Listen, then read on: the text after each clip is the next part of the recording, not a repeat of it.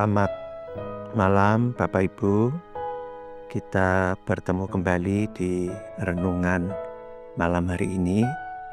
Saya beri tema semua ini milik Tuhan. Dasar ayatnya di Roma 14 ayat 8. Sebab jika kita hidup untuk Tuhan. Dan jika kita mati untuk Tuhan.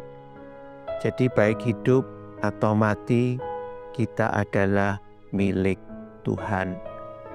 Demikianlah ayat 12, setiap orang di antara kita akan memberi pertanggungjawab tentang dirinya sendiri kepada Allah. Satu hal yang sering kita lupakan, bahwa hidup ini sebenarnya milik Tuhan. Kita seringkali berpikir, ya hidup ini milikku, semua ini milikku, kan aku yang berusaha, aku yang bekerja. Nah Bapak Ibu, kita harus sadar malam hari ini, menurut ayat ini, bahwa apa yang kita miliki termasuk hidup ini, itu adalah milik Tuhan, dan suatu saat kita harus mempertanggungjawabkannya di hadapan Tuhan. Karena itu kita harus menjalani hidup dengan benar Bapak Ibu. Ya, bagaimana kita menggunakan waktu kita menggunakan kekayaan kita menggunakan kepandaian kita, potensi kita, kemampuan kita, dan yang lain-lainnya. Karena semuanya itu suatu kelak kita harus bertanggung jawab kepada Tuhan. Nah, saya berikan satu contoh bagaimana sih saya bertanggung jawab dalam hidup ini. Contoh yang simpel Bapak Ibu. Ya, di hari-hari ini kita akan sering terlibat di dalam medsos ya. Nah, di medsos itu kita melakukan apa? Apakah kita hanya buang-buang waktu? Kita scroll, kita nonton hal-hal yang tidak berguna, menghabiskan waktu Bapak Ibu.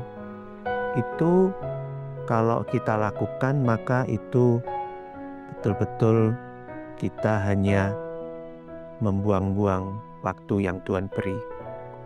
Tetapi kalau di medsos itu kita berusaha untuk menguatkan orang lain, dan yang lebih utama kita menyebarkan berita keselamatan. Wah, itu luar biasa. Hidup kita jadi berkat di medsos.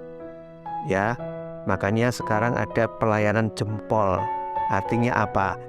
Kalau kita menggunakan jempol kita ini dengan baik, kita melayani jiwa-jiwa di medsos, kita jadi berkat. Itulah yang diinginkan oleh Tuhan.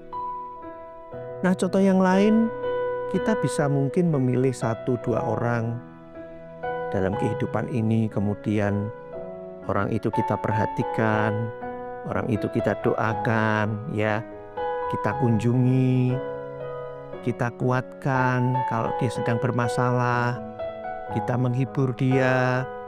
Jadi waktu-waktu kita itu kita gunakan untuk hal seperti ini.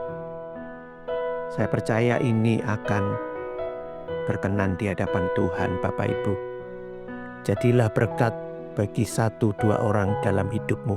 Gunakan seluruh kemampuanmu.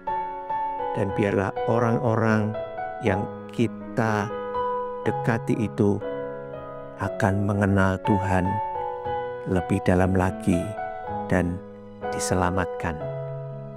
Itulah hidup yang dimana kita bisa bertanggung jawab. Biarlah malam hari ini, mari kita manfaatkan seluruh waktu kita untuk memuliakan nama Tuhan. Selamat malam. Selamat beristirahat.